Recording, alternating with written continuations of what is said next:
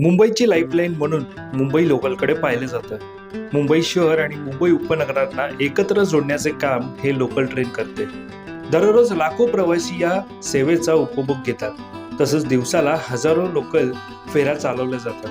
पण याच लोकलचे जसे फायदे आहेत तसेच नुकसान देखील आहे. मुंबईत नोकरीसाठी येणारे लोंढे आणि वाढती लोकसंख्या यामुळे मुंबई लोकलनं प्रवास करणाऱ्या प्रवाशांच्या सुरक्षेचा मुद्दा हा नेहमी अधोरेखित केला जातो. समोर आलेल्या एका अहवालानुसार गेल्या 20 वर्षात म्हणजेच 2005 ते 2024 मध्ये अंदाजे 51,000हून अधिक लोकांचे मृत्यू हा रेल्वे रुळांवर झाला आहे. यापैकी मृतांची मोठी संख्या ही गर्दीने भरलेल्या गाड्यांतून खाली पडल्यामुळे झाल्याचं समोर आलंय.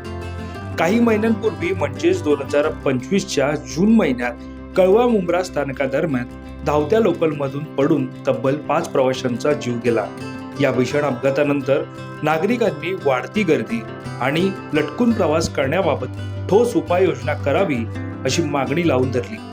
या घटनेनंतर रेल्वे प्रशासनाने नॉन एसी लोकललाही स्वयंचलित दरवाजे बसवण्याचा गंभीर विचार केला आणि आता निर्णय प्रत्यक्षात उतरताना दिसत आहे. त्यानुसार स्वयंचलित दरवाजाची लोकल ही मुंबईत दाखल झाली आहे.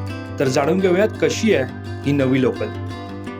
मध्य रेल्वेच्या कुर्ला कारशेडमध्ये देशातील स्वयंचलित दरवाजांची पहिली नॉन एसी लोकल दाखल झाली आहे. ही लोकल पूर्णपणे नॉन एसी असून या लोकलचं बांधकाम चेन्नईच्या इंटिग्रल कोच फॅक्टरी म्हणजेच ICF मध्ये करण्यात आलंय. ही लोकल 12 डब्यांची आहे. या लोकलमध्ये 1600हून अधिक प्रवासी बसण्याची क्षमता असून अधिक प्रवाशांना उभे राहण्यासाठी मोकळी जागा ठेवण्यात आली आहे. या लोकलच्या डब्याची रचना पाहिली तर सध्या धावत असलेल्या लोकलच्या खिडक्या या 900 mm खिडक्या आहेत.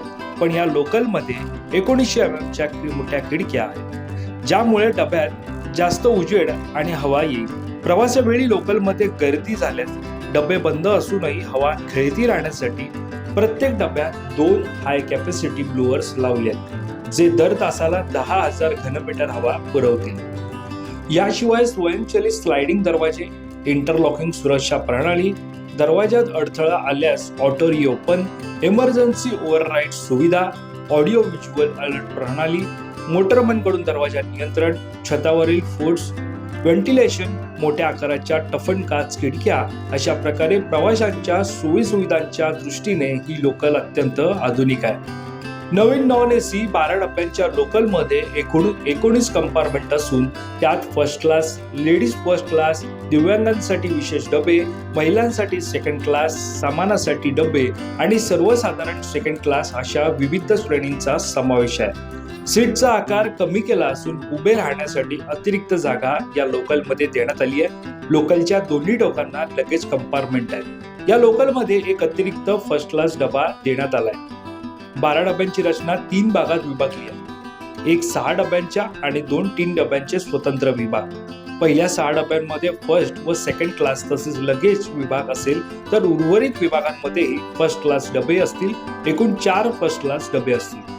या लोकलमध्ये आधुनिक सिस्टीम बसवण्यात आले आहेत. अलार्म चेन पुलिंग ऐवजी आता या लोकलमध्ये अलार्मचे बटन देण्यात आले.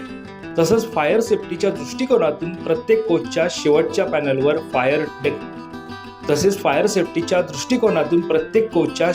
पॅनलवर फायर डिटेक्शन सिस्टीम बसवण्यात आल्या आहे. या लोकलच्या आता विविध तांत्रिक चाचण्या करण्यात येणार आहेत. विशेषतः गर्दीच्या वेळी चढ उतारासाठी लागणारा कालावधी, दरवाजांच्या कार्यक्षमतेचा वेग तसेच वेळापत्रकावर होणारा परिणाम याचा अभ्यास केला जाणार आहे. दरवाजांमुळे स्थानकांवरील थांबण्याचा वेळ वाढण्याची शक्यता असल्याने या बाबीकडे रेल्वेचे विशेष लक्ष राहणार आहे. पावसाळ्यात या स्वयंचलित दरवाजांच्या लोकलची खरी कसोटी ठरणार आहे. पाणी डब्यांमध्ये शिरण्याच्या समस्येचा विचार करून नव्या रचनेस अँटी वॉटर इन्ग्रेस प्रणाली देण्यात आली आहे.